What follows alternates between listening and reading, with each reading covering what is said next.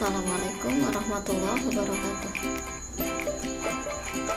Hari ini kita akan baca tentang gagasan pokok dan gagasan penjelas. Perhatikan sebuah paragraf berikut. Mari kita baca bersama ya. Matahari sebagai sumber energi utama bagi semua makhluk hidup yang ada di bumi. Energinya dapat dirasakan dan dapat dimanfaatkan secara langsung dalam kehidupan sehari-hari. Matahari memancarkan dua macam energi, yaitu energi panas dan energi cahaya. Kedua energi itu sangat berguna bagi kelestarian semua makhluk hidup. Bayangkan jika tidak ada matahari, ya maka tidak ada kehidupan di bumi. Nah, perhatikan satu paragraf tadi ada beberapa kalimat ya. Mari kita urai dulu kalimat-kalimatnya. Kalimat yang pertama adalah matahari sebagai sumber energi utama bagi semua makhluk hidup yang ada di bumi. Terus kalimat yang kedua, energinya dapat dirasakan dan dimanfaatkan secara langsung dalam kehidupan sehari-hari.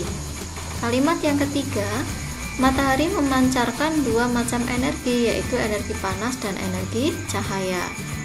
Kalimat yang keempat, kedua energi itu sangat berguna bagi kelestarian semua makhluk hidup. Bayangkan jika tidak ada matahari, ya maka tidak ada kehidupan di bumi. Nah, di sini kita akan mencari mana gagasan pokoknya. Gagasan pokok itu inti dari paragrafnya. Di sini menjelaskan tentang apa? Tentang matahari sebagai sumber energi utama bagi semua makhluk hidup.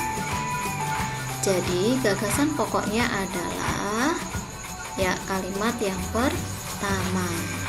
Kemudian kalimat-kalimat yang lain ini fungsinya sebagai gagasan penjelas ya, atau gagasan pendukung untuk menjelaskan kalimat utama tadi.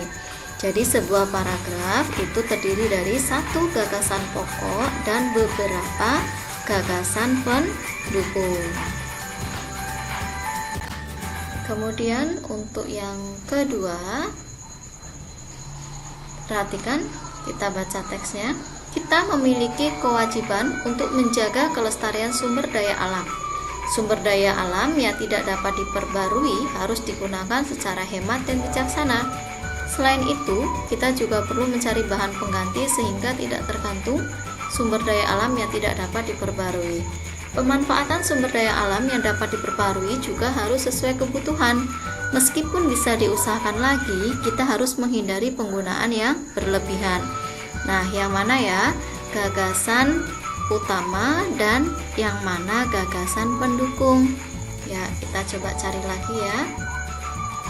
Kalimat yang pertama, kita memiliki kewajiban untuk menjaga kelestarian sumber daya alam.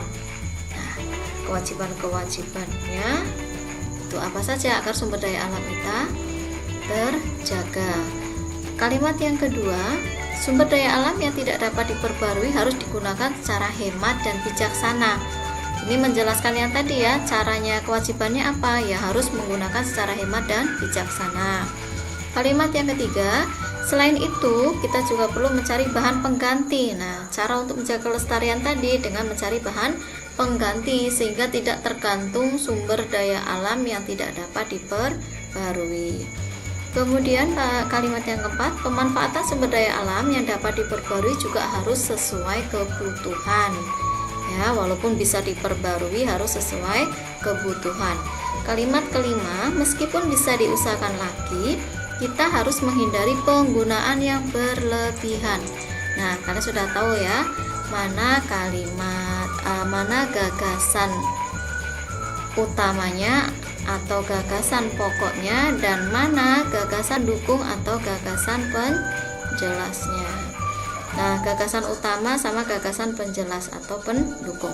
Gagasan utamanya ternyata masih di kalimat yang pertama, yaitu kita memiliki kewajiban untuk menjaga kelestarian sumber daya alam. Nah, gagasan penjelasannya adalah di kalimat yang berikutnya 2, 3, 4, 5. Jadi satu gagasan utama diperjelas dengan 4 gagasan pendukungnya. Ya, sudah paham ya untuk mencari gagasan utama dan gagasan pendukung. Ingat ya, kadang istilahnya itu gagasan utama disebut juga gagasan pokok, gagasan penjelas sama dengan gagasan pendukung. Nah, sekian untuk materi gagasan pokok dan gagasan pendukung. Assalamualaikum warahmatullahi wabarakatuh.